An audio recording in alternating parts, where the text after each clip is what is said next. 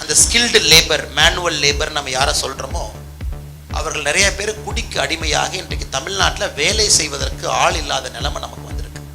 அதனால தான் இந்த என் மண் என் மக்கள் இந்த பயணத்தினுடைய மிக முக்கியமான நோக்கம் மது இல்லாத ஒரு தமிழகத்தை உருவாக்குவதற்கு பாரதிய ஜனதா கட்சி பாடுபட வேண்டும் என்பது நம்முடைய நோக்கம். என் மண் என் மக்கள் அந்த நடைபயணத்தில் இதுவரைக்கும் 1,14,000 பேர் நான் பிஜேபி ரெஜிஸ்டர் பண்ணியிருக்காங்க. 1,14,000 people not belonging to BJP, they want to walk. So இது ஒரு பெரிய ஒரு மூமெண்ட்டாக தமிழக அரசியலில் மாறும் என்கின்ற நம்பிக்கை நமக்கு இருக்கு. இது மோடி ஐயாவை மையப்படுத்தி என் மண் என் மக்கள் என்பது மோடி ஐயாவுடைய குரல், நம்ம யாரு குரல் இல்லைங்க. மோடி ஐயா சொல்றாரு என்னுடைய மண் என்னுடைய மக்கள்னு மோடி ஐயா சொல்றாங்க. So we are very clear Modi ji has to come back to power in 2024 with a 400+ majority. 303 is just a beginning and we are sure 400 will come. Tamil மண்ணை ரீஜனல் பார்ட்டி முன்னிலைப்படுத்துவதை விட தமிழக பாரதிய ஜனதா கட்சி முன்னிலைப்படுத்தி இப்படிதான் இருக்கும். அதனால தான் வெளியே வந்தா சீஃப் மினிஸ்டர் கோட்டு சூட் போட்டா கூட நான் வேட்டி சட்டை தாங்க போறேன். Very intend. Kolahalas TV YouTube channel, இது வாய்மையின் எக்காலம்.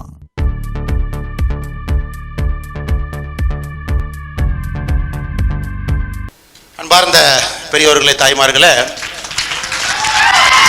2 மணி நேரம் கிட்டத்தட்ட தாமதமாக ஆரம்பிக்கின்றோம். முதல்ல உங்களுடைய மன்னிப்பை கோரி, ஒரு ஞாயிற்றுக்கிழமை நீங்கள் அனைவரும் கூட உங்களுடைய நேரத்தை இங்கே செலவழித்து நம்முடைய பாரதத்தை பற்றி, நம்முடைய பிரதமர் நரேந்திர மோடி அவர்களை பற்றி கேட்க வேண்டும் என்பதற்காக வந்திருக்கின்றீர்கள். முதல்ல உங்களுக்கு நன்றியை தெரிவித்துக் கொள்கின்றேன். Ladies and gentlemen, on a good Sunday, very warm weather, you all have decided to forsake your family time and come to this very beautiful event to listen to our Honorable Prime Minister Narendra Modi's achievement that is happening in India, the kind of tectonic shift that is happening in our Bharat. And for a long time, for almost 400 years, we all have been waiting to hear whether India will rightfully take its place in the World Committee of Nations. That is happening and right in front of our eyes. So அதற்காக இந்த நிகழ்ச்சியில் இந்த அற்புதமான மாநகரத்திற்கு வந்து உங்களிடம் பேசுவது ஒரு பெரிய ஒரு பாக்கியமாக நான் கருதுகின்றேன். இது என் மண் என் மக்கள் என்கின்ற தலைப்பில் வச்சிருக்கிறோம். தமிழகத்தை மையமாக வைத்து பேச்சு இருந்தாலும் கூட முதல் 20 நிமிடங்கள் நம்முடைய பாரதத்தில் என்ன நடக்குது, ஜஸ்ட் டு அண்டர்ஸ்டாண்டுங்க. how many of you don't understand Tamil, sir? Okay. The first 20 minutes we will speak more about what is happening in our country, the kind of changes that is happening and the kind of dynamism that is there in Bharat now. The next 20 minutes I will focus more on Tamil Nadu. Possibly I will use a lot of Tamil in the second part of 20 minutes to speak about what BJP Tamil Nadu is intending to do in the next 6 to 8 months in Tamil Nadu. The first part I will keep it in English, the second part I will keep it in Tamil. And for people who come from all parts of India, Tamil Nadu, Karnataka, Kerala, Andhra Pradesh, from the northern parts of India, Uttar Pradesh, Rajasthan, I bow down in front of you, I thank you. And I am really happy that all of you have come here, and it only shows how active the Indian diaspora is across the world. There are 2 fine gentlemen sitting in the stage who made this event possible for us, who have been working very hard, and they were instrumental in bringing all of us together to this very beautiful place. I would like to place on record my appreciation for Suresh Mangalgiriji, who is the General Secretary of Overseas Friends of BJP, United Kingdom, and for Dr. Varadarajan ji, who is a doctor working for NHS here, and who also happens to be the Overseas Friends of BJP, the President of the Tamil Nadu chapter. And people behind the scene, there are a lot of people behind the scene, they are operating the mic, they have made sure the hall is fine, they made sure the AC is okay. And a lot of ladies out there who are spending last 2-3 days out there to make sure this event is going well. I place my appreciation record and for all the people who are behind the scene.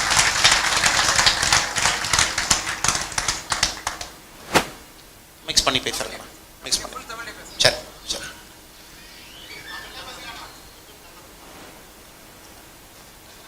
தெரிஞ்ச மொழியெல்லாம் பேசுறேங்கண்ணா, முக்கியமாக தாய்மொழி தமிழ் மொழியில் பேசுகிறேன்.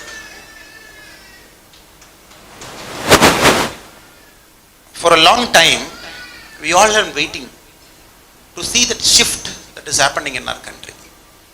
That shift doesn't happen very often. It happens once in 100 years. It happens once in 200 years. Either you catch a technology right, you ride the technology wave, shift happens. or there is very big disruption that is happening in the world, you catch it, shift happens, or you yourself do a lot of hard work to make that shift happen. மூன்று விதத்துல மட்டும்தான் ஒரு நாட்டினுடைய தலையெழுத்து மாறும். We should lucky to catch a technology break. 100-200 years you ride the technology wave, the country will change. Or you catch up some new invention, you stick to it for 100 years, the country will change.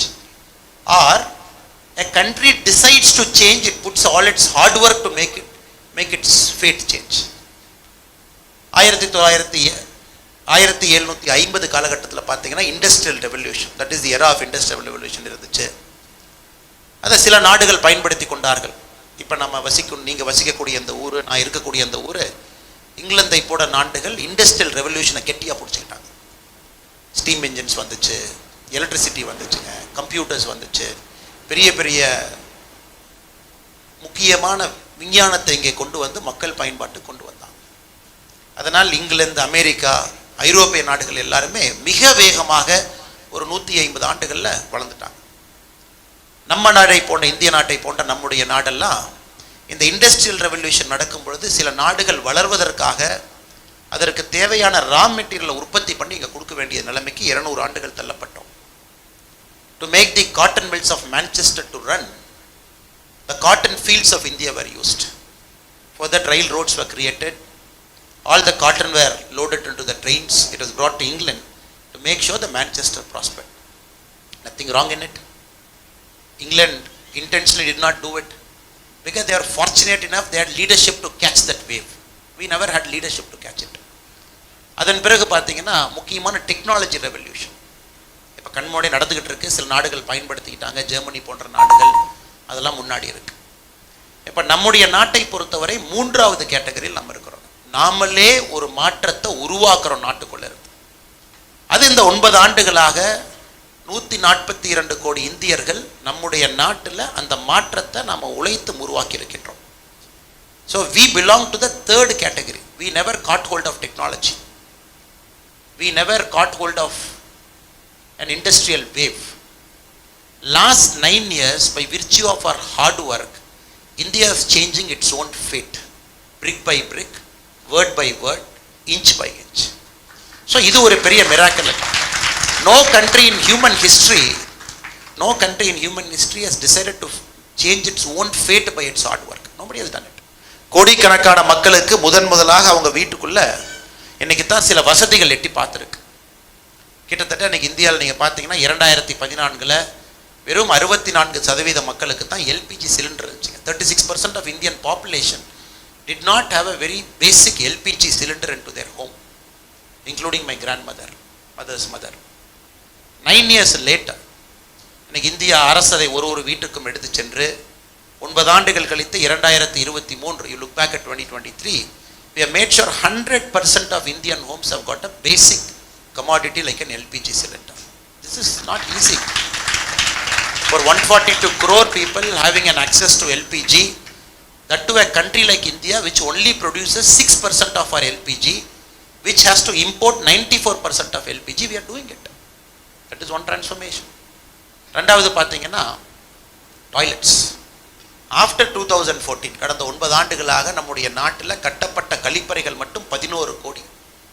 Our country in Swachh Bharat phase 1, Swachh Bharat phase 2, 2 Swachh பாரத்தில் we have built 11 crore toilets for 11 crore families. இதெல்லாம் சாதாரண வேலை.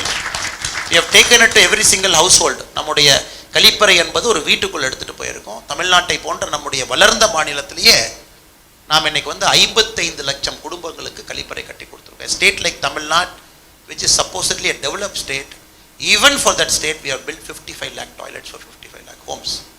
இது ஒரு பக்கம். When Modi ji took over in 2014, 18,600 villages never had electricity. 18,686th day. That is mission mode. Now 18,600 villages we have electrified. The last village in Mizoram we have electrified.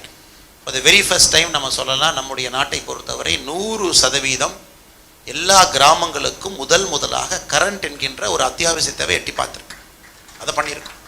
இதெல்லாம் பாருங்க, by virtue of our hard work we did it. யூரோப்பில் வர்றோம், தண்ணி குடிக்கிறீங்க, யூகேல still water இருக்குது, sparkling water இருக்குது, நிறைய பேர் பைப் தண்ணி குடிக்கிறீங்க, கேட்டால் தண்ணி நல்லா இருக்குங்கிறீங்க. இந்தியாவில் வந்து பைப்பு தண்ணி குடிப்பது என்பது கனவு. பைப் தண்ணி குடிக்க முடியாது. அதை பிரதமர் அவர்கள் 2019 ஆகஸ்ட் 15 சொன்னாங்க ரெட் ஃபோர்ட்டில். This country woman deserves to be free of taking water in a well and walking kilometers. நம்ம நாட்டில் இருக்கக்கூடிய நம்முடைய தாய்மார்களும் பெண்களும் எங்கேயோ கிலோமீட்டர் கணக்கில் நடந்து ஒரு குடத்தில் தண்ணியை பிடித்து கொண்டு வீட்டிற்கு வருகின்ற சுதந்திரத்தை அவங்களுக்கு கொடுக்கணும். 1947 we got independence, but it is only a political independence, not an economic independence, not a cultural independence. இன்னைக்கு இந்தியாவில் நீங்கள் 2019 ஆகஸ்ட் 15 பிரதமர் அவர்கள் பேசிய பிறகு ஜல் ஜீவன் மிஷன் மூலமாக ஒரு வீட்டிற்கும் தண்ணீர் என்பது பைப்பில் வர வேண்டும் என்கிறது நம்முடைய நோக்கம்.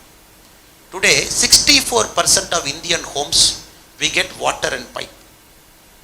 Maybe it is not equivalent to a British home. 100% we have tap water, but 64% of Indian homes which is getting piped water is equivalent to the population of Europe. You have to understand the scale in which India is operating. We are not operating with 8 million, we are not operating with 85 million. We are operating with 14-20 million. We are operating with 142 crore people. That scale India is operating. இன்னைக்கு தண்ணி போகுது. 2024 December 31 முடியும் பொழுது அவர்கள் அனைவருக்குமே அவருடைய வீட்டிற்கு தண்ணி கொடுக்க வேண்டும் என்பது மோடியினுடைய ஆசை. This is a 5-year project. It starts in 2019 August 15. It is supposed to end in 2024 December 31, and we are extremely confident 2024 December 31 100% of India will get water in pipeline connection to their farm. தமிழ்நாட்டில் இருக்கக்கூடிய சொந்தங்கள் இருக்கிறீங்க, உங்களுக்கு தெரியும் இது கர்ம வீரர் காமராஜர் ஐயாவுடைய கனவு. When கர்ம வீரர் காமராஜர் ஐயா was our chief minister, a person whom feel extremely fond about, extremely proud about, probably the last decent man in Tamil politics before the Dravidian political parties came in. One day he goes to his home as chief minister. He finds his mother taking water from a pipe. கர்ம வீரர் காமராஜர் ஐயா asks his mother, அம்மா எப்படி தண்ணி இங்கே பைப்பில் எப்படி தண்ணி வந்துச்சு, how did you get water, who put that pipe? Kamarajar's mother said, I am very old, not able to lift water, not able to walk, my knees are giving up, so I requested the Panchayat people to put one pipe to us, chief minister's home, so that I get water here. What did Kamarajar do? The current chief ministers of Tamil Nadu or many other parts of India would have said, why only one pipe? A pipe should come to every room. Why are you a fool? இதுக்கு ஒரு pipe மட்டும் எல்லா ரூமுக்கு pipe கொடுத்தா தான் நம்ம ஒரு chief minister காட்ட முடியும். What did Kamarajar do? He said, first remove the pipe. When the whole village gets water through pipe, ours should be the last house to get water through pipe. That is why we call them, that is a documented recorded history. இது எழுதப்பட்ட ஒரு உண்மையான ஒரு அரசியல் நிகழ்வு. He said remove. And Kamarajar's mother said, இல்ல நீ remove பண்ணிட்ட நான் எப்படி வேலை செய்வேன்? He said, நட உடம்பு நல்லா இருக்கிற வரைக்கும் நட. That is Kamarajar for you. Now, nobody after Kamarajar's era had the courage to get water to a house through a pipe. Jal Jeevan mission is not an ordinary thing, sir. It is not an ordinary thing. When India does it in 2024 December 31, if somebody is asking me the 8th world wonder, I would say this is the 8th world wonder. In a complex country like India, getting your irrigation system right, getting water right, getting the pumping right, taking it to a pipe right, then taking it to the last mile house right, delivering to the last mile house is not a problem. This will be the 8th world wonder of India. The Modi அவர்கள் கையில் எடுத்துட்டாங்க. இது செய்ய வேண்டும் என்கின்ற உறுதியோடு உள்ள இருக்கிறாங்க. இன்னைக்கு தமிழ்நாடு போன்ற நம்முடைய மாநிலங்களில் 64% வாட்டர் வந்து நம்ம அச்சீவ் பண்ணியிருக்கோம். Karnataka 66%, 66% of Karnataka homes they get water in a pipe. 2024 December 31 will 100% will achieve. We are sure, because PM Modi ji is very clear. He always achieves it before date. He will never take one day extra. He says 1000 days he will do in 886 days. நிச்சயமா அது செய்வார். மோடினால் அது முடியும். இன்னைக்கு நம்ம இதெல்லாம் நடக்குதுங்க, இதெல்லாம் நம்ம கண்ட்ரிக்குள்ள நடக்குது. All these things are happening. National highway. We all know European countries and American countries. இதனுடைய வளர்ச்சி என்பது because of critical infra. The countries were able to invest in infra. Great Depression, at different points of times in world history. This nations focused on roads and railroads. யூரோப்பிய நாடுகளும் ஐரோப்பிய நாடுகளும் அமெரிக்க நாடுகளும் முழுமையாக road rail road இந்த இரண்டை வைத்து தான் அவங்க வளர்ந்தாங்க. இந்தியாவை பொறுத்தவரை நம்ம ரோடு போடுறதே வந்து ஒரு பெரிய விஷயமா பேசிக்கிட்டு இருந்தோம். 2004 2014 வரை 2004 to 2014 per day national highway average. Can somebody tell me? Okay, 311, it is somewhere in the middle. It was about 7 kilometers. As a country of 134 crore people then, we are 142, per day the whole of India for ourselves, national highway we did 7 kilometer average. Today we do 37 kilometer every day. The pace, the scale, the speed. இந்த மூன்று நீங்கள் ஒரு base பண்ணலாம், scale பண்ணலாம், speed பண்ணலாம். All three we are doing. 37 kilometer of national highway at a speed that is unimaginable. Next comes rail. Now Indian railway system is getting totally transformational. ஒரு பக்கம் பார்த்தீங்கன்னா we have the meter gauge and broad gauge. The meter gauge has to become BG, which we are doing it at a faster pace. அதுக்கப்புறம் அந்த train போகிற போக்கில் electrification பண்ணணும். 2014 when Modi ji took over, 8% of broad gauge was electrified. Today it is 91% of broad gauge is electrified. No diesel, no coal, trains run on time and people can afford to travel in different time. Getting a bullet train to India is not a big deal, sir. We can get bullet train. Bullet train is coming between Mumbai and Ahmedabad. Bullet train நம்ம நாட்டுக்கு கொண்டு வரது பெரிய விஷயம் இல்லை. But we want to give bullet train at an auto rickshaw rate. That is make in India. The Vande Bharat Express, the concept is to get a bullet trains facility to a normal trains price. So we have traveled bullet train. Some of you have traveled maybe in Germany, the magnetic levitation train you must have traveled, or in Japan you must have traveled the bullet train. So the vision of Modi ji is not to cut, copy, paste a bullet train and bring to it. The vision of Modi ji is to bring a bullet train at the cost of an auto rickshaw. That is why Vande Bharat Express, anybody from Coimbatore காரங்க இங்க இருப்பீங்கன்னு நினைக்கிறேன், சென்னை காரங்க இருப்பீங்க. In Tamil Nadu there is a Vande Bharat running between Coimbatore and Chennai. Next 5 months it is booked. If you want a ticket in the next 5 months, you will not get it. I asked somebody, எதுக்கு 5 மாசம் book பண்றீங்க? They said we want to feel it. We want to get in Vande Bharat Express and feel. நம்ம countryல அது ஓடுது. We want to see the 360-degree view, the drone that is given, the viewpoint you get when you travel. So that is why India, every day you see some Vande Bharat train getting launched in some part of India. Then the next vision for our government is to integrate the railway stations. As we speak now, anybody is from Gujarat or probably that is from Ahmedabad. Unga railway station, your railway station is becoming a model railway station. The first railway station in India, Chennai will become second, third. Where this Ahmedabad railway station is becoming a tiered railway station, meaning one railway station will cater to bullet train, it will cater to Vande Bharat, it will cater to the local train, it will cater to the normal train. And the express line will go to the airport. The same railway station will have a 5-star convention hall. Not airport, sir, railway station. Do your meetings, finish it, take a train, go to airport, catch a flight, go to the next city. So Ahmedabad is doing the first experimentation in India. So it is a total reimagination of our country. We are completely reimagining everything that is possible. எல்லாத்தையும் நம்ம புதுசா பார்க்கறோம். We are trying to reimagine things.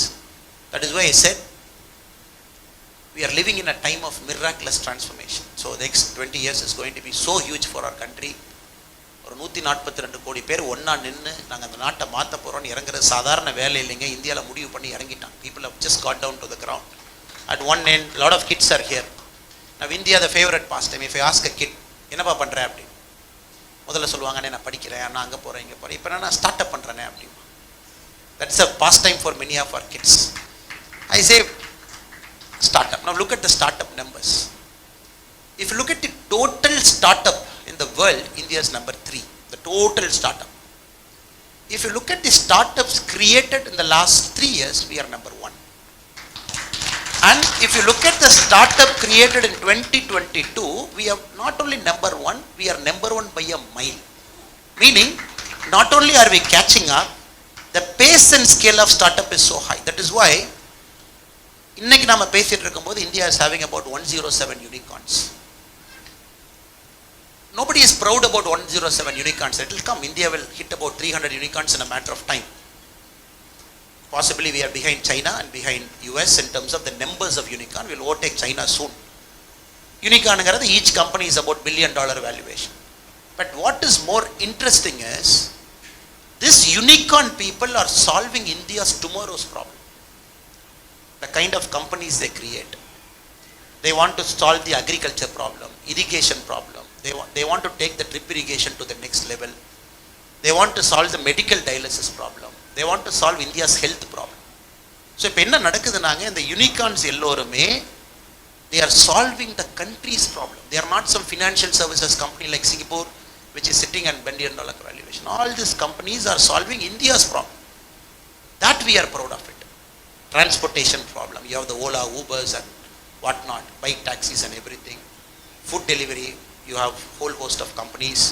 You have the agriculture based innovation, you have the teaching based innovation, education skill training company. So in the 107 unicorn pathina, it is laying a platform for the next India.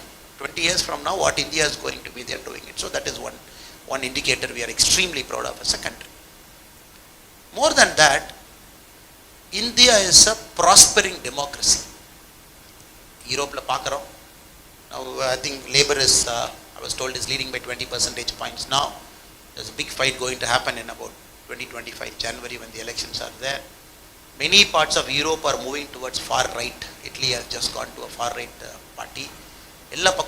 People have lost, many places they have lost faith in democracy. They believe democracy is not delivering. They believe democracy is slow. Democracy is very laborious. And democracy is corrupt. And democracy is not fast. And democracy is not futuristic. Why Modi ji is getting welcome?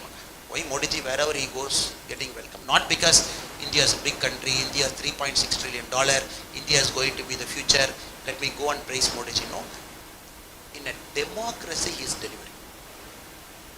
Not like China. China had about 40 years without democracy. Democracy is delivering. Opposition parties will create trouble, they say okay, fight. Our farmer friends, they want to block a national highway for 9 months. We say okay, block, no problem. Crores of people getting inconvenience, we still say okay, no problem. Democracy groups here, there, oh, no problem. Lawsuits, no problem. Somebody challenging the government line, Supreme Court, no problem.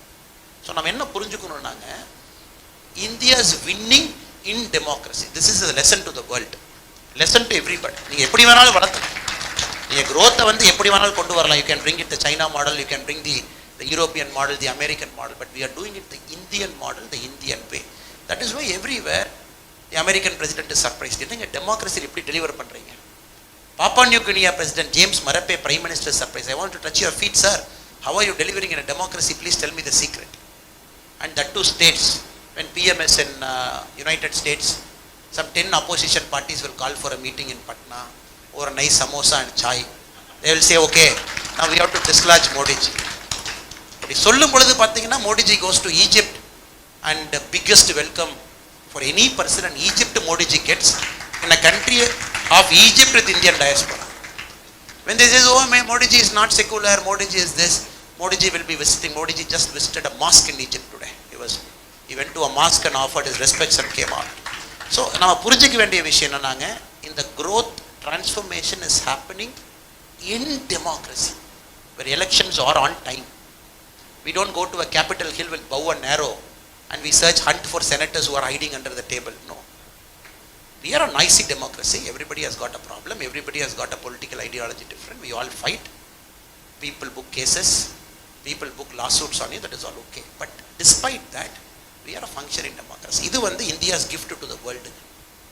That is why the Italy Prime Minister, as a far right, when she came to India recently, அவங்க சொன்னாங்க, Modi ji is the most loved world leader. Another ratings பார்த்தீங்கன்னா, especially the morning consult rating, if you look at the rating which tracks the world leaders' popularity on a week by week basis, Modi ji is not going below 72%. Always above 72. Rishi Sunak is about 20-23%. Joe Biden is about 15.5, 16. The great world leaders, for them achieving 20-30 is miracle. But this guy is 72%. The whole of country loves him. Now, the qualities of a superpower. India is not a superpower. Nobody is saying India is a superpower. Because nobody wants India to be a Western concept of superpower. Oh, superpower means $20 trillion, so many warships, this, that and everything. India doesn't want to be a Western model of superpower. But superpower concept pathina, what is superpower? A superpower punches above its weight.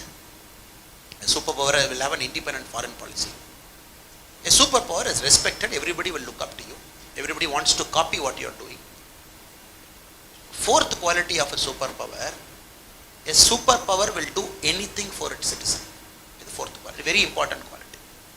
Very few people you can categorize into the superpower category. Israel is not a superpower, technically in numbers. And Israel pathina independent foreign policy, which will punch above its weight. It has got a lot of neighbors, threatening neighbors, it functions.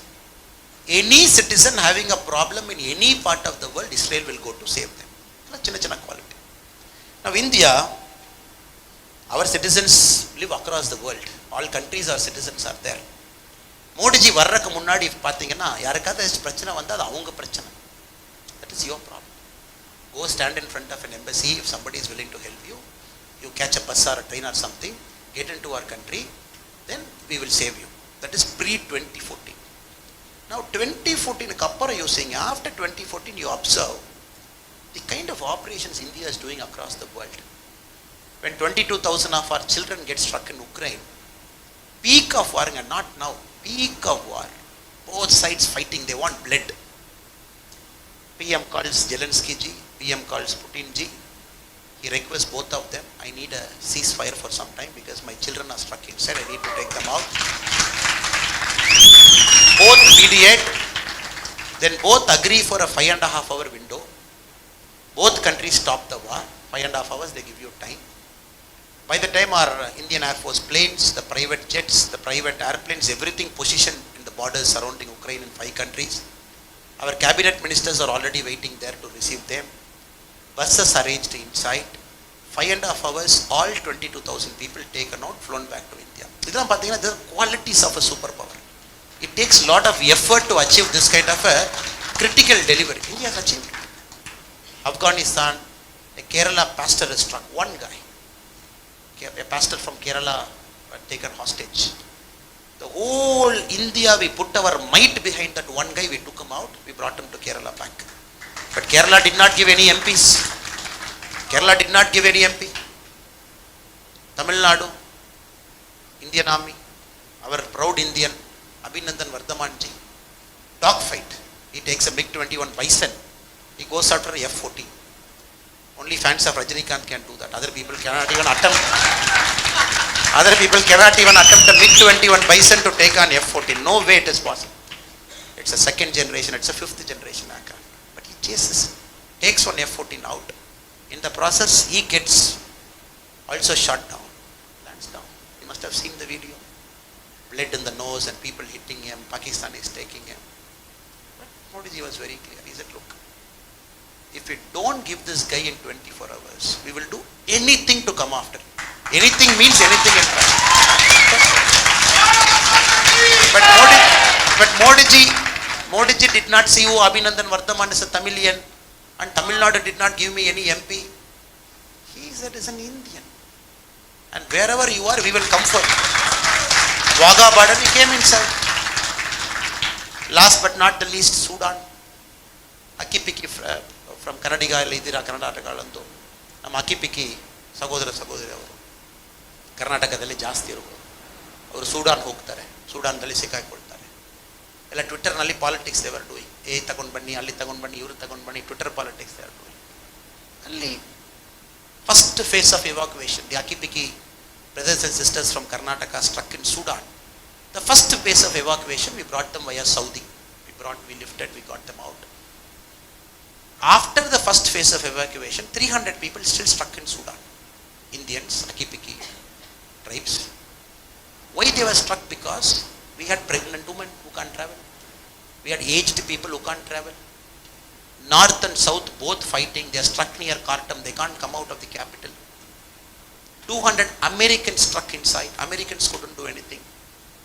What did he said? Launch a mission, bring them back. How did we launch them? Khartoum airport has got a cratered runway because of the bombing. ATC not functioning, nobody in ATC, no telecommunication tower where you can communicate and land the plane. So see how India is operating. India, where is Sudan? We are operating from a continent to another continent. Second continent we are going. No facilities for you in a war zone. You land a C-130J there. 37 minutes you turn the plane around. You pick all the 300, you go with commandos. In the process, you pick 200 Americans also. You bring them back to Mumbai. You hand them over to Americans. And you tell Americans, we don't want your thank you, but thank you so much, take your citizens back. Now look at the scale, look at the scale. Look at the scale we are operating. This is not reflected in many of the discourses that we do. A country deeply cares for its citizens. Deeply cares. Even a single person, 142 crore, the resources of this nation are put behind you. We come behind you. Wherever you are, we come behind you.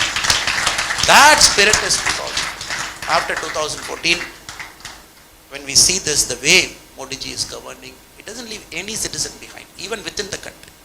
Poor people, he goes after them, delivers things. Zero corruption. 1985, the former Prime Minister Rajiv Gandhi ji, and Kalagandhi, Orissa la Kalagandhi la or election speech la solraru. When we send 1 rupee from Delhi, only 15 paise reaches the last person. 85 paise are eaten by somebody in the middle. That is a problem with India. But nobody was able to find a solution. Modi ji came 2014, he said, look, all government services will deliver through online. There is no question of paying money to it. Ideally, people like me who wants to grow the party in BJP Tamil Nadu as a state president, I would like to give money to them in hand. If Modi ji is giving 6,000 to a farmer, ideally I would like the 6,000 to be put in some account, then take 6,000 cash in hand and wear BJP shawl, take some 20 people to their home, do this band bajwala and I'll do dum you do. And then you tell, Modi kudukkararu, Modi ayya kudukkararu, Modi ayya kudukkararu. 3 times I want to say, Modi is giving, Modi is giving, Modi is giving. This is your 6,000, but vote for BJP. I would ideally like to tell, Modi ji is like, it is their right, it is my duty. I don't want politics to be involved. So many of my karyakartas will keep telling, enna லட்சக்கணக்கான பணத்தை Modi transfer பண்றார். நம்ம கட்சிக்காரங்களே பக்கத்துல விட்டா ஓட்டா மாறுமல்லனா. In a state like Tamil Nadu, for Pongal we give 2,000 rupees. We give. You should see how the 2,000 is given. First தண்டோரா போடுவாங்க. பொங்கலுக்கு எல்லாம் வந்து 2000 வாங்கிக்கங்க. Then these people will go, hot sun. The MLA will not turn up for day 1. They'll go back. Ration கடையில் சொல்லுவாங்க, MLA வராம எப்படிங்க அம்மா கொடுக்கிறது? Without MLA எப்படி கொடுக்கிறது? How can I give? They all go back. Second day same drama, third day same drama. Fourth day they gave the 2,000 as if they're gifting Taj Mahal. அதுக்கு ஒரு பில்டப் கொடுத்து ஒரு 10 பேர் கொடுத்து. Modi ji has said crores of rupee, lakhs of crores of rupee just transferring with a button, click of account. Now the Western guys are confused. Now the G20 countries and especially the Western nations, they are so confused. It's a crazy country with so much cultural dissimilarity. Every culture is different. In Karnataka, ಒಂದು ಕಡೆ ರಾಗಿ ಮುದ್ದೆ ಊಟ ಇರ್ತದೆ, ಇನ್ನೊಂದು ಕಡೆ ರಾಗಿ ಮುದ್ದೆ ಊಟ ಇರುತ್ತಲ್ಲ. ಇನ್ನೊಂದು ಕಡೆ ರೊಟ್ಟಿ, ಇನ್ನೊಂದು ಕಡೆ ರೊಟ್ಟಿ ಇರಲ್ಲ. ಇನ್ನೊಂದು ಕಡೆ ಅಕ್ಕಿ ಇರ್ತದೆ, ಇನ್ನೊಂದು ಕಡೆ ಇರಲ್ಲ. தமிழ்நாடு நீங்கள் வந்துட்டீங்கன்னா நம்ம ஊரில் 50 கிலோமீட்டர் 100 கிலோமீட்டருக்கு சின்ன நம்ம பேசுகிற தமிழ் மொழியில் கூட ஒரு சின்ன டைலக்ட் மாற்றம் இருக்குது. If you look at any part of, go to UP, from the Purvanchal to this side, you see at least 6-7 major divisions there in terms of culture. Such a deeply culturally asimilar country. The Western guys are like, how are you transferring, taking the last mile delivery to the last person? 100-day work you do. Currently in India we pay 284 rupees. 100 நாள் வேலை வாய்ப்பு திட்டம், 100-day employment guarantee, we give 284 rupees. இதுக்கு முன்னாடி எப்படிங்க இருந்துச்சு pre-2014? You work, but for putting attendance 20 rupees commission you have to give. That person will bring 200, that point of time it was 220 rupees, 2008-9. When he gives 200 rupees to you, you give 20 rupee commission to that person, Panchayat தலைவர் and postman and everybody. Finally you take home 160. அந்த 160க்கு நாம் என்ன சொல்லுவோம்னா, ஓசியில தானே வருது அப்படின்னு. People work, but still you say ஓசியில தானே வருது, வாங்கிட்டு போங்க. People were not empowered. Only educationally qualified people were empowered in a democracy. They will write letters, they will put email, they will do a registered post and say, oh, this has happened to me, please solve. 40% of India were not empowered to even ask question in a democracy. ஒரு ஜனநாயக நாட்டில் 40% நம்முடைய மக்களுக்கு கேள்வி கேட்பதற்கு உரிமை இல்லை. கொடுத்ததை வாங்கிட்டு போனாங்க, கொடுக்குற நேரத்தில் வாங்கிட்டு போனாங்க, எந்த கேள்வியும் கேட்கும். What Modi ji did 2014, he said, look, every woman of this country should have a bank account. He said, first we will open a bank account for him. Many people did not come to bank. You have to understand it. It is not that our mothers and sisters, they came to a bank, they said, look, Modi ji has said, I want to open my bank account. Manager, please open my bank account, give my ATM card. 60-70% of people refused to turn up. The banks went to their home. They said, you have to open an account. Once they got the bank account, you should see the level of empowerment for a mother and a sister. Now she is not afraid of her husband. Because the money 200 rupees come, the husband will take 100, 150. This Amma wants to save. A simple bank account was making this lady not to have her independent voice in the house. It is not that we made 42 crore Jandan accounts, which is a record in the world. We are not proud about that. That's a data. India has created 42 crore Jandan accounts, fine, we have created. But how was it created? Every person identified, went to their home, each bank given a target, national banks, they said, go create an account. Once the bank account got created, Modi ji said, all paisa to your account directly. He came. 100-day employment, fix your Aadhaar, we got something called JAM. First time in the world history, we combined three things together.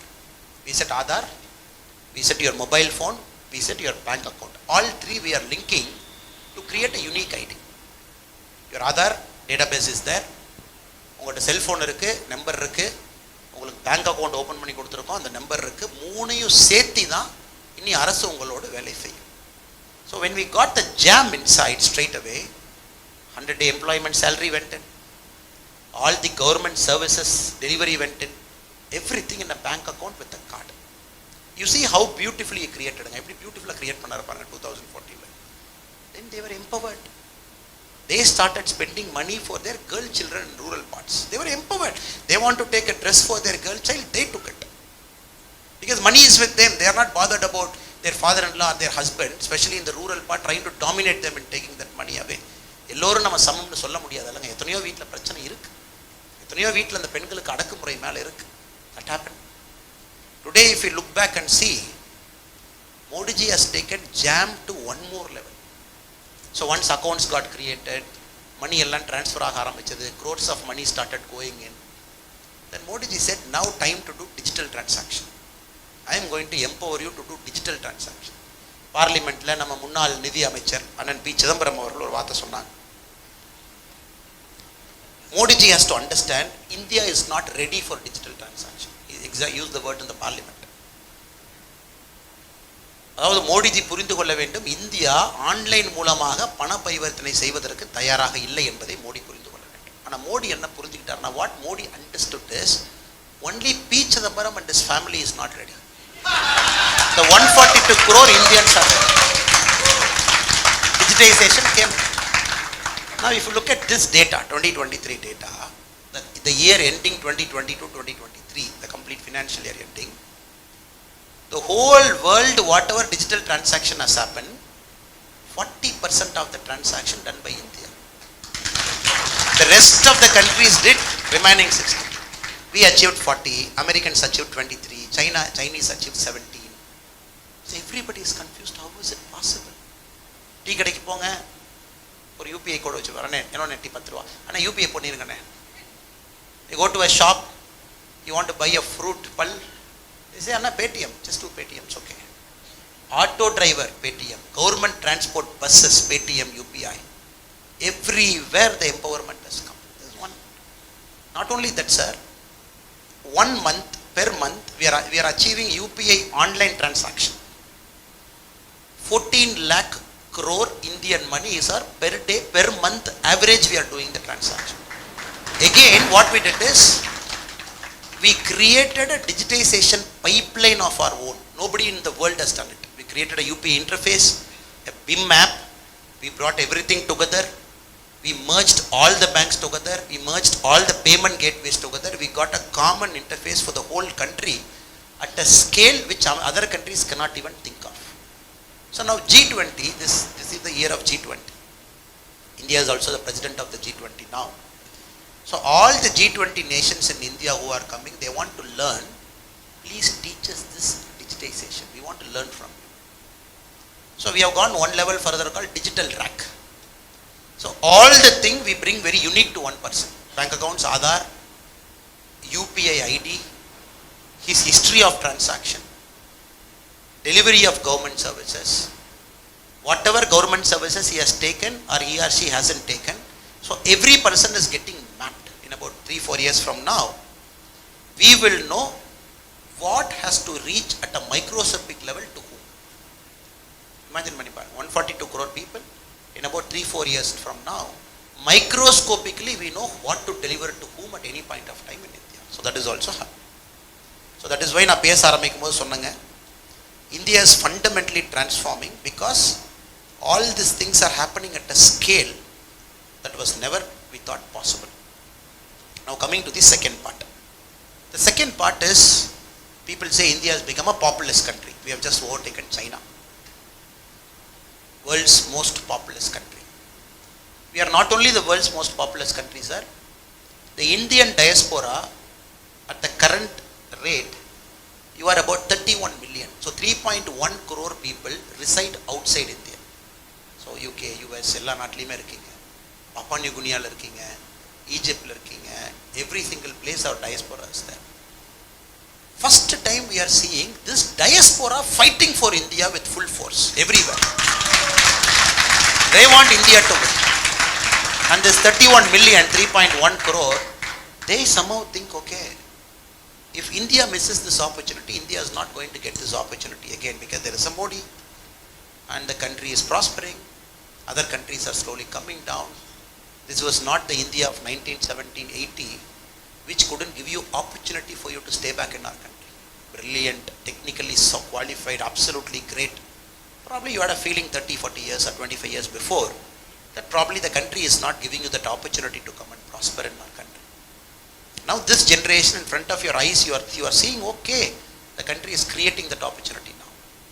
So the diaspora rooting for India is helping India to build brand India.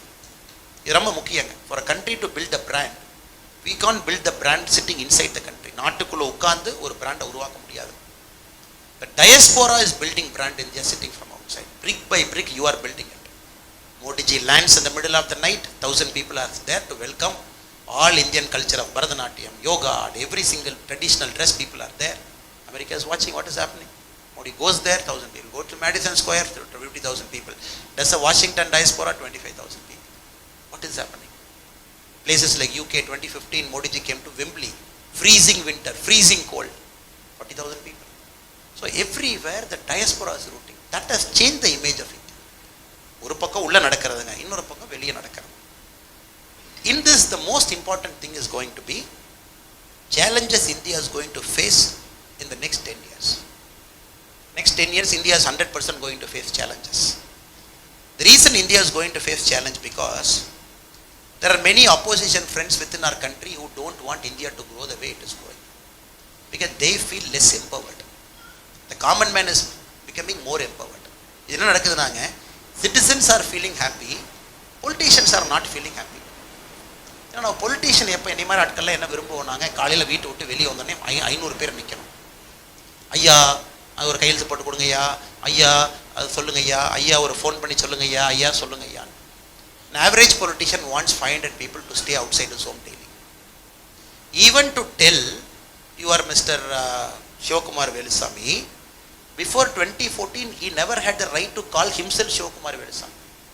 He is Shivakumar Velusamy only. But a notary has to tell him you are Shivakumar Velusamy, sign for 300 rupees. And politicians have to sign one thing, and even you want a train ticket reserved on MP quota, you want a telephone line on MLA quota, or a LPG connection MLA quota.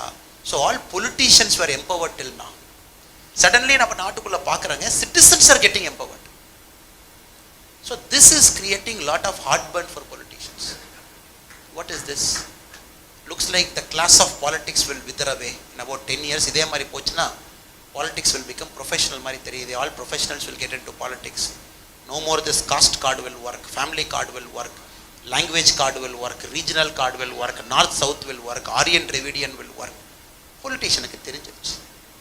That is going to be the biggest challenge for 2024. நீங்க பாருங்க, ஒரு ஆளை எதிர்க்கிறதுக்கு இத்தனை பேர் sir. All opposition parties coming together in Patna for what, sir? For making India a 30 trillion economy by 2047? Are they joining together and making an action plan sitting in Patna? Or they want to make India global superpower in 10 years? They are sitting in brainstorming inside. All those fellows are sitting in one room with a common agenda, how to stop Modi. Crazy ideas. Oh, 543 seats. One Nitish Kumar ji has given one crazy idea. 543 seats. 350 seats, only one person has to stand. Which means if all 10 of us are together, BJP will get only 33-34% vote share. The remaining 67% is not for BJP. So we will combine together, we get 67. So 350 seats, only one of us will stand, 9 of you don't stand. Remaining seats we all will fight. This is a new crazy idea they have come up in Patna. This is called the Patna plan. Ably assisted by the great Rahul Gandhi ji, MK Stalin ji and all those people. இப்ப என்ன நடக்குதுனாங்க, media will not cover. Average Indian citizen, for the very first time in our democratic history, he believes he is empowered. He is empowered. He is like, Modi ji is there, this is happening, directly is giving to me.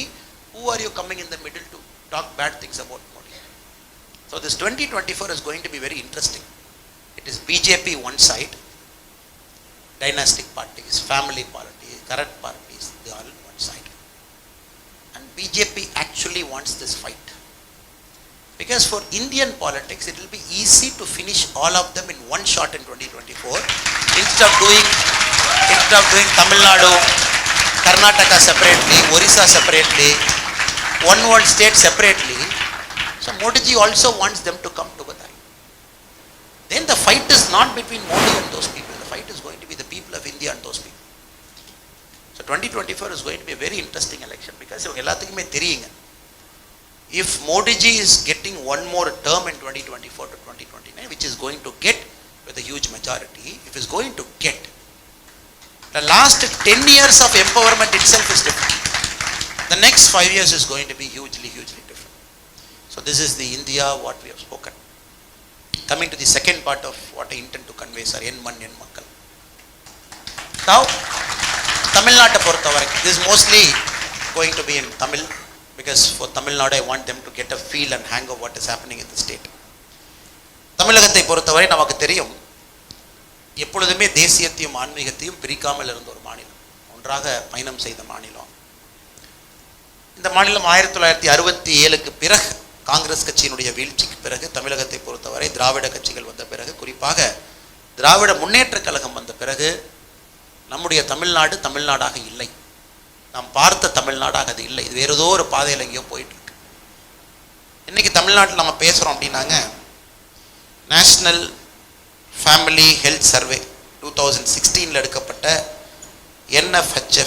NFHS national family health survey ஆய்வு பார்த்தீங்கன்னா, 15 வயசுலேருந்து 49 வயசுக்குள்ள இருக்கக்கூடிய ஆண்களில் 47% மது அருந்துறாங்க. 47% of men between the age of 15 to 49 they consume alcohol. Tamil Nadu நம்ம இன்னைக்கு இந்தியாவில் we have become the number 1 state to earn more in alcohol revenue, more than any other revenue government makes. நம்ம ஆல்கஹாலில் தான் அதிகமாக பணத்தை சம்பாதிக்கிறோங்க. 44,000 கோடி ரூபாய் போன வருஷம் ஆல்கஹாலில் நம்ம சம்பாதிச்சிருக்கோம். இது எவ்வளோ சம்பாதிச்சிருக்கோம்னா, India is growing at 7%, but alcohol revenue in Tamil Nadu grew at 22% last year. We will hit 55,000 this year. இதே ஸ்பீடில் போச்சுனாங்க. இது என்ன நடக்குதுனாங்க, தமிழ்நாட்டுக்குள்ள ஒரு ஜென்ரேஷன் ஆஃப் ஒர்க் ஃபோர்ஸ் அது அழிச்சிருச்சு. It has damaged one generation of workforce. அந்த skilled labour, manual labour நம்ம யாரை சொல்கிறோமோ அவர்கள் நிறைய பேர் குடிக்கு அடிமையாக இன்றைக்கு தமிழ்நாட்டில் வேலை செய்வதற்கு ஆள் இல்லாத நிலைமை நமக்கு வந்திருக்கு. இன்றைக்கி பாருங்கள், பெரிய பெரிய நிறுவனங்கள் வர்றாங்க, ஃபாக்ஸ்ட்ரான் வர்றாங்க, மெகட்ரான் வர்றாங்க. ஆல் த பிக் கம்பெனிஸ் இந்தியாவை பொறுத்தவரை ப்ரொடக்ஷன் லிங்க்ட் இன்சென்டிவ் PLI அப்படின்னு நம்ம மோடிஜி ஒன்று கொடுக்குறாங்க. அதனால் ஏகப்பட்ட கம்பெனிஸ் மேனுஃபேக்சரிங்குள்ளே வர்றாங்க. பட் தமிழ்நாட்டுக்குள்ளே வருவதற்கு தயங்குறாங்க. தெலுங்கானாக்கு போகலான்னு பார்க்குறாங்க, தமிழ்நாடு பார்டர் ஒசூருக்குள்ளே இருக்கலான்னு பார்க்குறாங்க.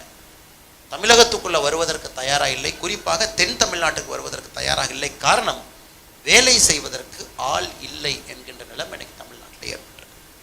அதனால தான் இந்த என் மண் என் மக்கள் இந்த பயணத்தினுடைய மிக முக்கியமான நோக்கம், மது இல்லாத ஒரு தமிழகத்தை உருவாக்குவதற்கு பாரதிய ஜனதா கட்சி பாடுபட வேண்டும் என்பது நம்முடைய நோக்கம். குறிப்பாக இன்னைக்கு தமிழ்நாட்டில் பார்த்தீங்கன்னா டாஸ்மார்க் கடைகள் மட்டுமே 5502 கடைகள் இருக்குது. 5502 டாஸ்மார்க் கடைகள் இருக்குது. நம்ம அடுத்த 3 ஆண்டுகளுக்கான மாநில அரசுக்கு ஒரு கோரிக்கை வைத்திருக்கின்றோம். 75% டாஸ்மார்க் கடையை மூட வேண்டும். 75% கடையை மூடினால் இழக்கக்கூடிய வருமானத்திற்கான சோர்ஸை ஒரு வெள்ளை அறிக்கையாக வருகின்ற 9ஆம் தேதி மாநில அரசுக்கு கொடுக்கின்றோம். தமிழகத்தில் மறுபடியும் கல் இறக்குவதற்கு அனுமதி கொடுக்க வேண்டும் என்பது பாரதிய ஜனதா கட்சி ஒரு போராட்டத்தை நம்முடைய பாத யாத்திரையில் முன்னெடுக்கும். மறுபடியும் பனைமரம், மறுபடியும் நம்முடைய தென்னை மரத்தை மையமாக வைத்து கல் இறக்கப்பட வேண்டும் என்பதற்கான we want to create an economy around toddy. அது 1,00,000 கோடி ரூபாய் இருக்கக்கூடிய ஒரு புதிய ஒரு எக்கானமியை உருவாக்க வேண்டும் என்பது நம்முடைய ஆசை. அதனால் நான் ரொம்ப அதிகமாக பேசாமீங்க, பேசிக் பாயிண்ட்ஸை மட்டும் டச் பண்ணிட்டு உள்ளே போயிடுறேன். இதுக்குள்ளே நான் இன்னும் அதிகமாக பேச விரும்பலை. இப்போ உத்தரப்பிரதேஷ் மாநிலத்தை எடுத்தீங்கன்னா அங்கே 1,00,000 பேர்த்துக்கு 6 மதுக்கடைகள் இருக்குது உத்தரப்பிரதேசத்தில். தமிழ்நாட்டில் 1,00,000 பேர்த்துக்கு 14 மதுக்கடைகள் இருக்குது. இதுக்கப்புறம் ஸ்பௌசல் வயலன்ஸ், மறுபடியும் சில இதெல்லாம் பார்த்தீங்கன்னா பெண்கள் மீது நடக்கப்படுகின்ற கொடூரமான கொலைவெறி தாக்குதல், அதுவும் கூட நிறைய இடத்துல நம்ம பார்க்குறோம். நேஷ்னல் ஃபேமிலி ஹெல்த் சர்வே 2020 பொறுத்த வரைக்கும் தமிழகத்தில் 45% பெண்கள் கணவன் என்னை அடித்திருக்கின்றார்கள் அப்படின்னு 45% பெண்கள் சொல்கிறாங்க. இது நேரடியாக மதுதான் காரணம் என்பது எங்களுடைய குற்றச்சாட்டும் கூட. அதனால் என் மண் என் மக்களுடைய மிக முக்கியமான நோக்கம் என்பது மது இல்லாத Tamil Nadu. For friends who don't understand Tamil, just to speak in 2 lines, one of the main things that BJP Tamil Nadu intends to do in the coming years is to create a Tamil Nadu that is free of liquor. Tamil Nadu is a state that is getting deeply into liquor. We want to get the state out of it and we have plans for it. We want to take it in a very aggressive way. இரண்டாவதுங்க, உங்கள் எல்லாத்துக்குமே தெரிஞ்சிருக்கக்கூடிய விஷயம், இன்றைக்கி தமிழ்நாட்டினுடைய உள்கட்டமைப்பு என்பது கிரீக்கிங்காக இருக்குது, ஒழுகுது, ஓட்டை உடசலாக இருக்குது. எனக்கு தெரிஞ்ச நேற்று ஒரு நண்பர் சொன்னார், நான் இங்கே பர்மிங்ஹாம்லேருந்து ஒரு டைரக்ட் பிரிட்டிஷ் ஏர்வேஸ் பிளேன் எடுத்தேன், சென்னை விமான நிலையத்தில் இறங்கினேன், என் குழந்தை விமான நிலையத்தில் இருக்கக்கூடிய டாய்லெட்டுக்குள்ளே கால் எடுத்து வைப்பதற்கு என்னுடைய குழந்தை உள்ளே போகலை. என்னுடைய குழந்தைய நான் 7 மணி நேரம் ஊருக்கு கூட்டிகிட்டு போய் தான் டாய்லெட் போக வச்சேன். கேட்கும்போது எங்கேயோ ஒரு இடத்துல ஒரு இதயத்தில் ஒரு பெரிய அடி. காரணம், இந்தியாவை பொறுத்தவரை ஒரு பக்கம் நம்முடைய வளர்ச்சிங்கிறது மிக வேகமாக இருக்குது. 2014 வரை நம்முடைய மொத்த விமான நிலையம் என்பது இந்தியாவில் 74.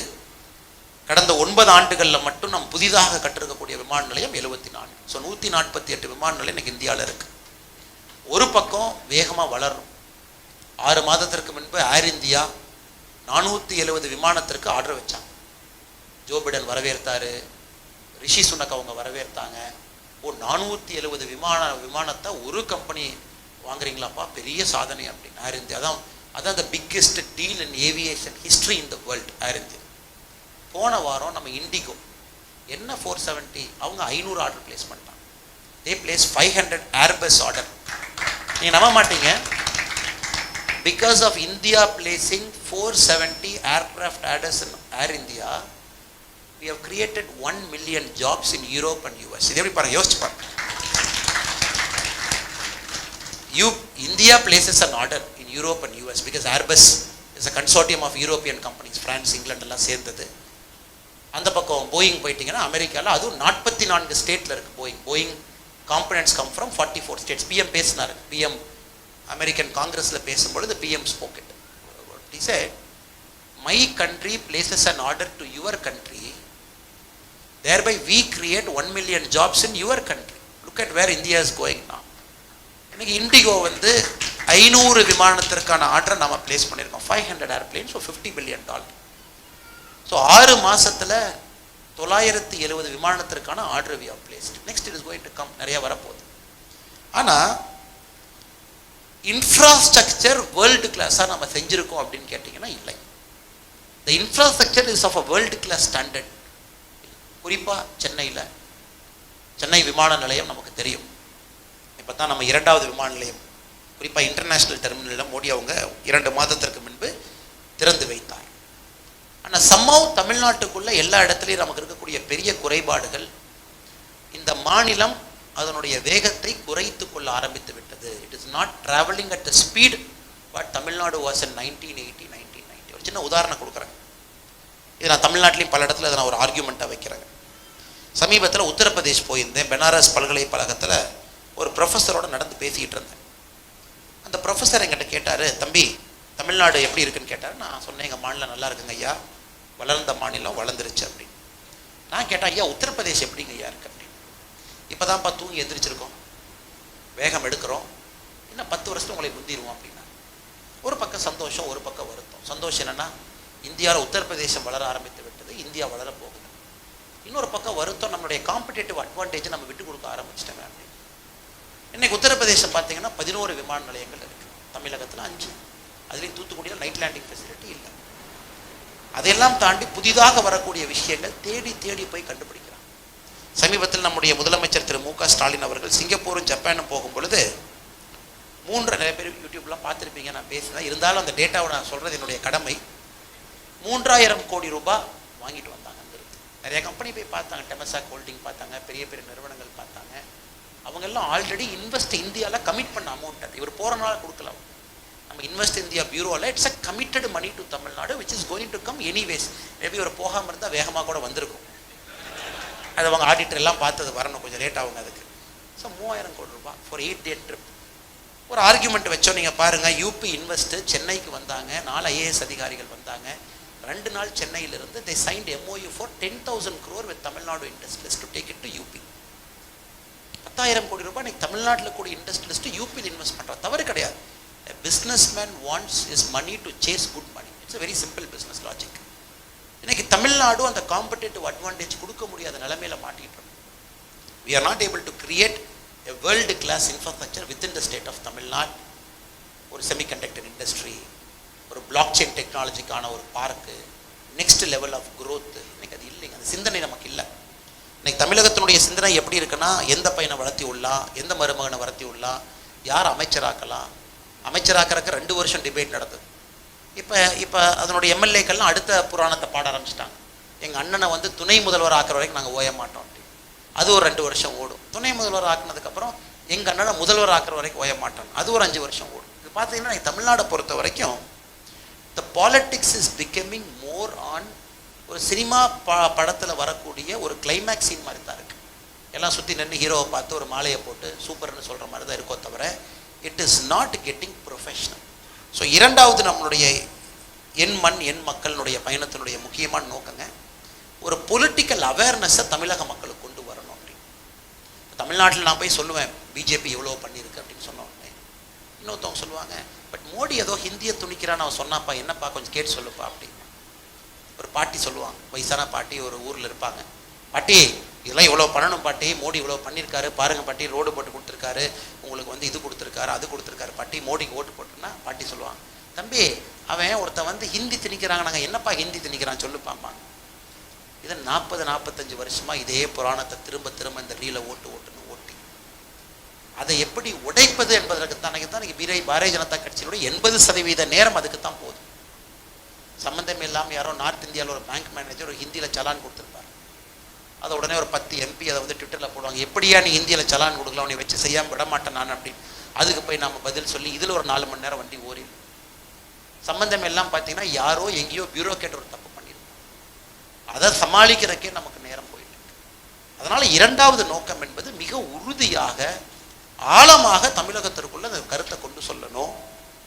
ஒரு நம்ம சொல்கிறோம், இன்னைக்கு மோடி அவர்கள் சொல்கிறாங்க இந்த உலகத்தினுடைய தொன்மையான பழமையான மொழி என்னன்னா தமிழ் மொழிங்கிறாங்க. மோடி ஐயா பல மேடையில் சொல்கிறாங்க, உண்மையும் கூட. அதை முதல்ல ஒரு மனிதர் தூக்கி பிடிச்சிருக்காரு. இதில் ஆச்சரியமான விஷயம் என்னன்னா, இதற்கு முன்பு எந்த ஒரு அரசியல்வாதியும் தமிழ்நாட்டை சாராதவங்க யாருமே அதை பயன்படுத்தியது கிடையாது. பட் இன்னைக்கு மோடி அவர்கள் இன்னும் ஒரு படி மேலே போயிட்டாங்க.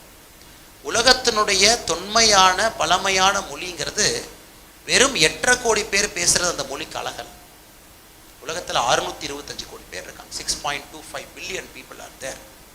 Everybody wants to understand what is this oldest language from India, from Tamil Nadu, Tamil language. They want to see what is it. கும்மிடி பூண்டியை தாண்டி தமிழ் போகாமல் பத்திரமா பார்த்துக்கிட்டாங்க. அதான் அவங்களுடைய 70 ஆண்டு கால சாதனை என்பது கும்மிடி பூண்டியை தாண்டி தமிழை விடணும். ஆனால் இன்னைக்கு மோடி அவர்கள் இங்கெல்லாம் எடுத்துகிட்டு போகிறாரு.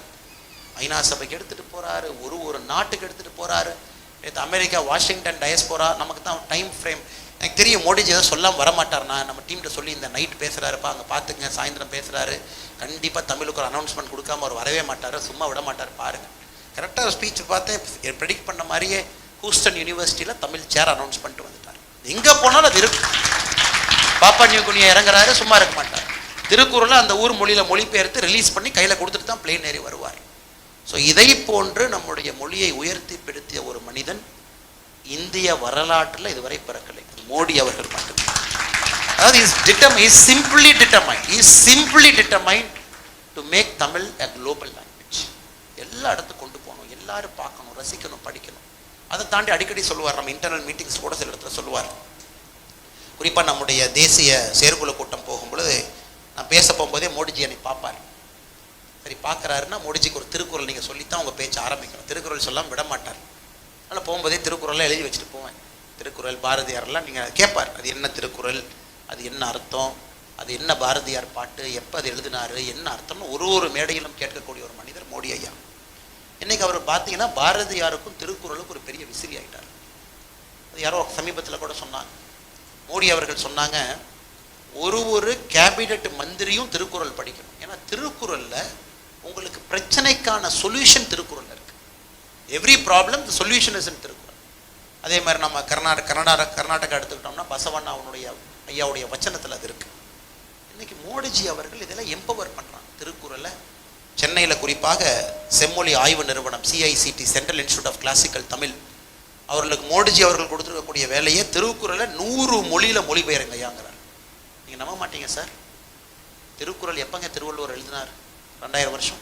You can argue for 200 years difference. People might say 2400, people might say 1600. So 2400 1600 வருடங்களுக்குள்ள திருக்குறள் எழுதப்பட்டுச்சு. ஆனால் 2014 வரை திருக்குறள் 2 மொழியில் தான் இருந்துச்சு. தமிழ் மொழி, ஆங்கிலம். ஹிந்தியில் ஒரு பேட் டிரான்ஸ்லேஷன் ட்ரை பண்ணியிருந்தாங்க. இன்னைக்கு திருக்குறளை பொறுத்தவரை 23 மொழியில் இன்னைக்கு திருக்குறள் நம்ம கொண்டு வந்திருக்கோம். CIC 23வது மொழி நம்முடைய பாப்பா நியூ கினி. CICT போட்ட நல்ல ஹிந்தி டிரான்ஸ்லேஷனை படித்து தான் நிறைய நார்த் இந்தியன் ஃப்ரெண்ட்ஸ் சொன்னாங்க, ஓ இவ்வளவு ரிச்சாக திருக்குறள் அப்படின்னு. அந்தளவுக்கு அந்த நுவான்சஸை கேப்சர் பண்ணியிருந்தாங்க. ஸோ எதுக்கு நம்ம சொல்கிறோம் அப்படின்னா, மோடிஜியை பொறுத்தவரை 100 மொழிகள்னு சொல்லிட்டாங்க. 100 லாங்குவேஜஸில் திருக்குறளை டிரான்ஸ்லேட் பண்ண அவர் சும்மா இருக்க மாட்டாருங்க. 100 நீங்கள் முடித்த உடனே மகாகவி பாரதியார் டிரான்ஸ்லேட் பண்ண ஆரம்பிச்சிருவார். அடுத்தது அதையும் 100 மொழி கொண்டு போனோம், அதையே நிறுத்துறேன். ஸோ இதை எப்படி நம்ம கொண்டு போய் சேர்த்த போகிறோம்? ஒரு பாட்டி அம்மாட்ட, ஒரு கிராமத்தில் இருக்கிற ஒரு அம்மாட்ட இந்த விஷயத்தை எப்படி போய் சேர்த்து போகிறோம்? செங்கோல், புதிய பாராளுமன்றம், இது மட்டும் நான் இங்கிலீஷில் பேசுகிறேங்க, ஏன்னா நம்ம அதர் ஃப்ரெண்ட்ஸுக்கும் செங்கோலுடைய மகத்துவத்தை பற்றி தெரியும். The new parliament is getting built. 1921 the Britishers built the old parliament. 102 years we were inside the old parliament. New parliament was constructed. The opposition fellows rejected. They didn't even come. They said, why are you not coming? Is Vastu a problem to you? They said, no, we are not coming because Modi ji did not call him, her and everybody. Modi ji is an elected representative of this country. 140 crore people have elected BJP, elected the MP 303. In turn, Modi ji, the MPs have elected as their Prime Minister. What is wrong in Prime Minister opening the Parliament? When the opposition party's friends, in their respective, KCR will open his own assembly. Chhattisgarh assembly, Congress time, they made Sonia Gandhi to open. She has got no role in Chhattisgarh. When all drama they are doing across India, they didn't want Modi ji to open. Modi ji opened. The country wanted Modi ji to open. Now, these people, they wanted pop music to be played. They didn't say openly, sir, don't get angry. When Modi ji wants an Indian cultural way of opening, These people like nahi chalega. Which means, do you want pop music to be played? They didn't say. I'm asking them. If you don't want Indian cultural way of opening, then what is the other opening you want? You want to bring Rihanna to parliament, make her to do some dance and song outside and open the parliament? This is a 2000 plus years of continuous civilizational history. Continuous history, and this has to be done the Indian way. And you see the importance Modi ji has given to Tamil culture, sir, for which we are always grateful to Modi ji. He could have done anything there, but he said the first sound inside the parliament should be a Tamil sound. Very clear. That too from Devaram, that too from Kolahalas. அதுக்கு தமிழ்நாட்டிலிருந்து ஓதுவார்கள், நாதஸ்வர வித்வான்கள்லாம் போனாங்க. 21 சைவ ஆதீனங்கள், 21 சைவ ஆதீனஸ் from Tamil Nadu went. The masters of Nadaswaram, Oduvar and Tamil mean only they are completely enabled to sing very devotional songs. They are trained, they live a life of spirituality. They live a life of sankalp. So they have full right to sing the devotional songs. They went and they sang Devaram, which is 1100 years old. Kolahalas, which is again 1100 years old. And PM wanted Sengol to be installed in parliament. And PM could have chosen anything. There you have Ashokas, you have the Chandragupta Mauryas, you have the Chhatrapati Veera Shivaji. If you go to Assam, you have the Ahom dynasty, which ruled for 650 years in Assam. The whole country had so many kings. You had the Martanda Varma in Kerala, who defeated the Portuguese fleet. Probably the first guy outside Europe to defeat a fleet in the high sea. Every state had unique kings. Every state had unique honor of being fully eligible to be inside the parliament. Modi ji said, I want Cholas. I want Cholas. And the symbol of power transfer in Chola, the symbol of power transfer in Chola, the Sengol, he wanted Sengol. Sengol was taken. The same Sengol was gifted in 1947, August 14. But Jawaharlal Nehru marked it as a walking stick. It was in Ananda Bhavan, Allahabad. Walking stick it was marked. Now Sengol. Very unfortunate, Tamil political leaders, including our Chief Minister, Mr. M.K. Stalin ji, he never welcomed it. The DMK MPs did not even go to parliament, they protested. And such a unique and the greatest honor given by Honorable Prime Minister to Tamil culture in the form of a Sengol. And Tamil Nadu, our Chief Minister was saying, oh, to get Tamil votes, Modi is doing this Sengol. Now they have to understand, without Tamil Nadu giving an MP, Modi ji came to power with 283, Modi ji came to power with 303. My Karnataka friends will keep complaining to me. We have given 25 MPs to Modi ji, but why always Tamil? ಸ್ವಲ್ಪ ನಮ್ಮ ಪಕ್ಕ ನೋಡ್ಲಿಕ್ಕೆ ಹೇಳಪ್ಪ. I keep telling my friends, no. Modi ji has got a special love for everybody. He doesn't differentiate right eye, left eye and center eye. In fact, he is not promoting his own mother tongue Gujarati, which he was speaking. He knew Gujarati till 1997. That is the only language he knew. He doesn't know Hindi also till 1997, till his 47 years of age. Modi ji doesn't know how to speak Hindi also. After he went to Delhi, he started picking up Hindi. But he believes the Bharat soul is lying in Tamil Nadu, lying in Kashmir, lying in Northeast. He is trying to take that soul back. And if my friends in Tamil Nadu think, opposition friends and think, Modi ji is trying to get 10 votes, 20 votes by bringing cell phone, they are sadly mistaken. Modi ji is trying to revive a civilizational culture. So, இது நமக்கு எவ்வளவு பெரிய பெருமை பாருங்க. குறிப்பாக தமிழகத்தை சார்ந்த இது நம்முடைய எண்மண் எண் மக்கள்ல குறிப்பாக அந்த இரண்டாவது கருத்து நம்முடைய தமிழ் மொழிக்காக மோடிஜி செஞ்சிருக்கக்கூடிய ஒரு விஷயமும் கூட தமிழ் கலாச்சாரத்தை முன்னிலைப்படுத்துவதை இதை நாம் எடுத்து சொல்லணும்.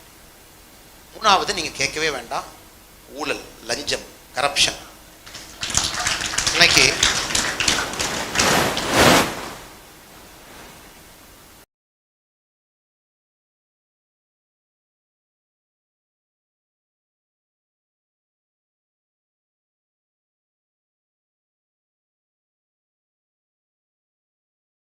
கமிஷனாகவும் இருக்கலாம், ஒமிஷனாகவும் இருக்கலாம். அந்த இரண்டையும் மாற்ற வேண்டும் என்பது நம்முடைய எண்மண் எண் மக்கள் இந்த பயணத்தினுடைய மிக முக்கிய நோக்கம். இன்னைக்கு சமீபத்தில் கரப்ஷனை பற்றி ஒரு ஆய்வு வந்துச்சுங்க.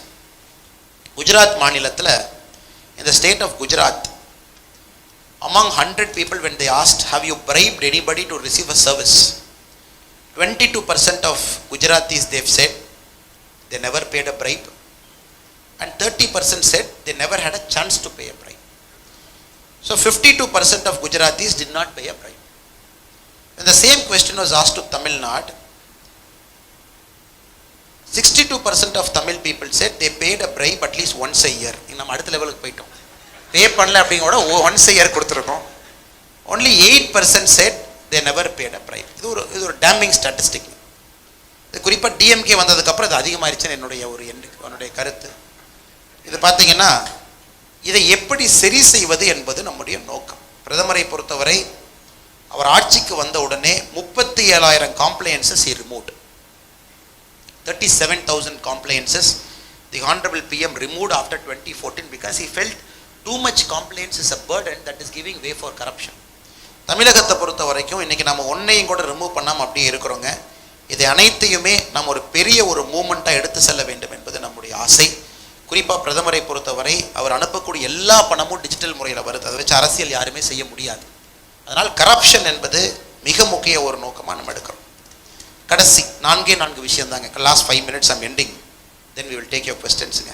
விவசாயம் தமிழகத்தை பொறுத்த வரைக்கும் 1960-70 காலகட்டத்தில் நாம் தான் இந்தியாவில் நம்பர் 1 கிராஸ் இரிகேட்டட் ஸ்டேட்டாக இருந்தோம். தேங்க்ஸ் டு காமராஜர் ஐயா, தேங்க்ஸ் டு டேம்சி பில்ட், கெனால்சி பில்ட்.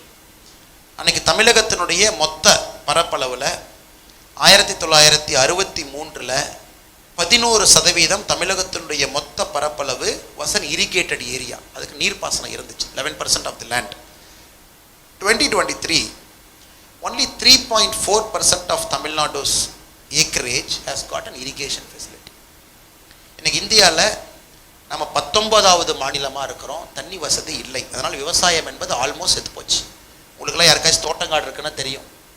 நிறைய பேர் இங்கே இருக்கிறீங்க. அமெரிக்காவில் நீங்கள் சம்பாரித்து பணம் அனுப்புனீங்கன்னா 2 போரை போட்டு அங்கே விவசாயம் பண்ணலாமோ தவிர, விவசாயத்திலே பணம் சம்பாரித்து தமிழகத்தில் விவசாயம் செய்கின்ற காலம் என்பது மலையேறி விட்டது.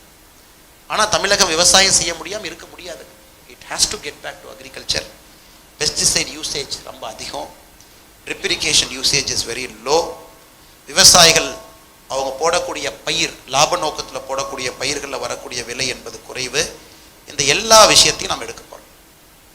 இந்த 6 மாதம் 7 மாதம் நடைபயணத்தில் விவசாயத்தை மறுபடியும் எப்படி செழிப்பாக கொண்டு வருவது என்பது நம்முடைய நோக்கம். ஸோ கரப்ஷன், விவசாயத்தினுடைய மறுமலர்ச்சி, நம்முடைய உள்கட்டமைப்பு வசதிகளை மேம்படுத்துவது, குறிப்பாக சாராயம் இல்லாத ஒரு மாநிலமாக தமிழகத்தை கொண்டு வருது. 4 முக்கிய புள்ளிகளோடு நம்முடைய என் மண் என் மக்கள் இந்த நடைபயணம் இருக்குது. அது இந்த மாதம் ஜூலை மாதம் கடைசியில் அதை ஆரம்பிக்க போகிறோம். அதனால் உங்களுடைய ஆதரவு நிச்சயமாக இருக்கணும். தமிழகத்துக்கு அந்த நேரத்தில் வர்றீங்க, வெப்சைட்டில் நம்ம டேட் இருக்கும், டைம் இருக்கும். நீங்கள் பாருங்கள், உங்கள் ஊரில் ஹெல்ப் பண்ணுங்கள், உங்கள் ஊரில் ஆர்கனைஸ் பண்ண பாருங்கள். நிறைய பேர் கேட்குறீங்க, I am in UK for a long time, how can I contribute back to Tamil Nadu? You make this En Mann En Makkal to reach your village. That is the biggest contribution you can do. இந்த 4 விஷயங்களை கிட்டத்தட்ட ஒரு 300 பேர் பேசுவாங்க. Across Tamil Nadu 300 people will speak. There are 17,000 volunteers who will work full time in all 234 constituency. 17,000 people will work full time for 7 months. என் மண் என் மக்கள் அந்த நடைபயணத்தில் இதுவரைக்கும் 1,14,000 பேர் நான் பிஜேபி ரெஜிஸ்டர் பண்ணியிருக்காங்க. 1,14,000 people not belonging to BJP, they want to walk. So இது ஒரு பெரிய ஒரு மூமெண்ட்டாக தமிழக அரசியலில் மாறும் என்கின்ற நம்பிக்கை நமக்கு இருக்குது. இது மோடி ஐயாவை மையப்படுத்தி, என் மண் என் மக்கள் என்பது மோடி ஐயாவுடைய குரல், நம்ம யாரு குரல் இல்லைங்க. மோடி ஐயா சொல்கிறாரு, என்னுடைய மண் என்னுடைய மக்கள்னு மோடி ஐயா சொல்கிறாங்க. அதை தமிழகத்தில் இருக்கக்கூடிய ஒரு பிஜேபி தொண்டனும் என் மண் என் மக்கள், உதாரணத்துக்கு சட்டையில் பார்த்தீங்கன்னா என் மண் என் மக்கள் இருக்குது. அண்ணாமலை சொல்கிறது கிடையாது. ஒரு தமிழக குடிமகனா அண்ணாமலை சொல்கிறான். அதே மாதிரி பிஜேபி இன்னொரு தொண்டன் அவரும் என் மண் என் மக்கள்னு போட்டிருப்பார். அதை அவங்க சொல்கிறாங்க. அதனால் மோடி ஐயாவுடைய என் மண் என் மக்களை மோடி ஐயாவை முன்னிலைப்படுத்தி தமிழகம் முழுவதுமே மண்ணுக்காக மோடி ஐயா என்ன பண்ணியிருக்காங்க, மக்களுக்காக என்ன பண்ணியிருக்காங்க, இது ஒரு பக்கம். மண்ணும் மக்களுக்காக இந்த 4 விஷயங்களை என்ன செய்ய வேண்டும் என்பது இன்னொரு பக்கம். இதில் ஒரு பெரிய அரசியல் மாற்றம் நடக்கும் என்பதில் எங்களுக்கு ஒரு எந்த மாற்று கருத்தும் இல்லை. நிச்சயமாக 2024 லோக்சபாவில் ஒரு பெரிய மாற்றம் தமிழகத்தில் நடக்கும் என்கின்ற நம்பிக்கை எங்கள் அனைவருக்குமே இருக்கு. அதனால் மிக பொறுமையாக with a lot of patience all of you have come here and we are truly grateful to all of you. உங்கள் அனைவருக்கும் கூட நாங்கள் பெரிய நன்றி கடன் பட்டிருக்கின்றோம். குறிப்பாக ஞாயிற்றுக்கிழமை அன்னைக்கு you all have chosen to give your time and this is going to be a beautiful 20 years. All of us are privileged to work for Modi ji. We are truly privileged and every day is emotion. In front of our eyes we are seeing our country growing. What greater honor you will have. That is why we all travel miles and kilometers without even taking rest. Because if not now, it will never happen. It is now only when Modi ji is there. So we are very clear Modi ji has to come back to power in 2024 with a 400 plus majority. 303 is just a beginning. We are sure 400 will come. So adukku neengalum or anila contribute pannum. Wherever whichever part of the world you are in, you can pick up a phone, talk to somebody. I am a proud Tamilian. Nobody is a proud Tamilian than me. You are a proud Tamilian.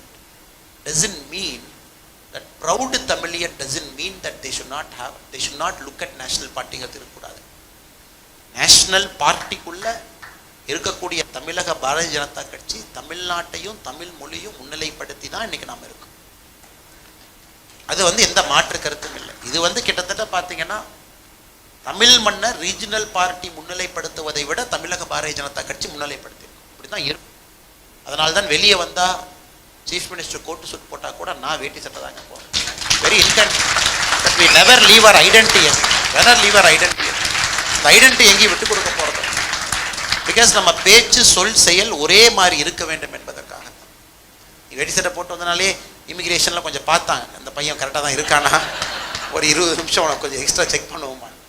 But இருந்தாலும் எங்களை பொறுத்தவரை மிக தெளிவாக இருக்கின்றோம். தமிழகத்திலே மாற்றம் வர வேண்டும்.